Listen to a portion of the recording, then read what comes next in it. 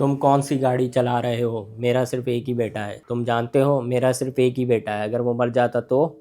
मेरा नाम शोशो हुई है। मैं कभी एक अमीर घराने का बेटा था, जैसे सोने का चम्मच लेकर पैदा हुआ हूँ। लेकिन उस वक्त मेरी ज़िंदगी ऐशो इशरत और फजूल खर्ची में डूबी हुई थी। मैं हर रोज़ जुए के अड्डों में बैठा रहता, सिगरेट के धुएं और शोर में पूरी रात जुआ खेलता रहता। हालांकि अक्सर मैं हार जाता था, मगर मुझे परवाह नहीं होती थी। मैं सोचता था अगली बाजी में सब कुछ जीत लाऊंगा। मुझे एहसास ही नहीं था कि मैं आहिस्ता आहिस्ता तबाही की तरफ जा रहा हूँ। एक दिन मैंने गुस्से में आकर एक साय के थिएटर के उस्ताद को बुरा भला कहा।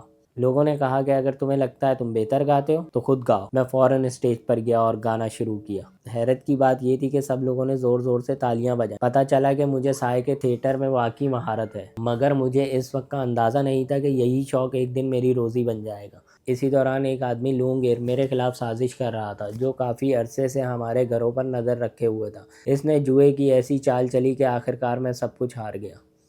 सुबह जब मैं जुए के अड्डे से बाहर निकला तो थका हुआ था। घर पहुंचा तो वालिद ने मुझे देखकर सख्त नाराज़गी जाहिर की। मैंने मजाक में कहा वो खुद भी कभी बड़े जुआरी थे। ये सुनकर वो गुस्से से पागल हो गए। मेरी माँ ने बीच बचाव किया, लेकिन मैं इन सबको संजीदगी से नहीं ले रहा था। कमरे में जाकर मैंने अपनी बीवी जियासिन को सिर्फ सलाम किया और सोने लगा। मैंने इससे वादा किया था कि वो दोबारा जब हामला होगी तो मैं जुआ छोड़ दूंगा, मगर वो हामला थी और अब भी मैं हर रात जुए के अड्डे जाता था। इसने मुझे बहुत समझाया, मगर मैं ना माना। इस रात मैं दोबारा जुए के अड्डे पहुंच गया। शुरू में मुझे थोड़ा जितवाया गया ताकि मैं मज़ीद खेलता रहूं। मैं खुश हो गया और सोचा कि किस्मत बदल गई है। इस वक्त मेरी बीवी वहां आ गई और सबके सामने मुझे घर चलने को कहा। मुझे बहुत शर्मिंदगी हुई और मैं गुस्से में आ गया। आखिरकार मैंने सब कुछ हार दिया, हत्ता कि हमारा घर भी। जब मैं बाहर निकला तो मेरी बीवी और मेरे बच्चे इंतज़ार कर रहे थे, मगर इसने कहा मैंने फैसला कर लिया है, तुम कभी नहीं बदल सकते। मैं अब तुम्हारे साथ नहीं रहूंगी। वो चली गई।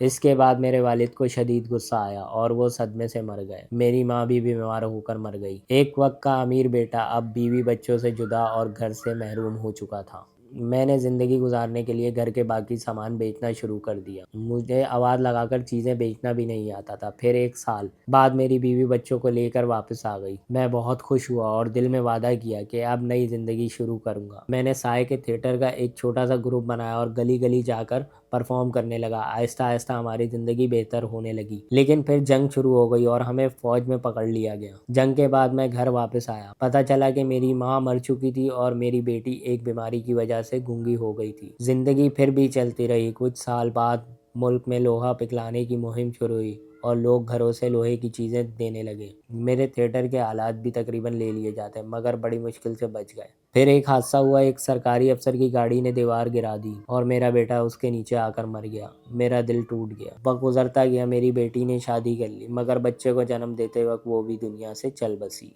ज़िंदगी में एक के बाद एक मुसीबत आती रही, लेकिन मैंने हार ना मानी। मैंने सीख लिया ज़िंदा रहना ही असल ताकत है। चाहे ज़िंदगी कितनी भी मुश्किल हो जाए, इंसान को जीना चाहिए, क्योंकि ज़िंदा रहना ही सबसे बड़ी जीत है।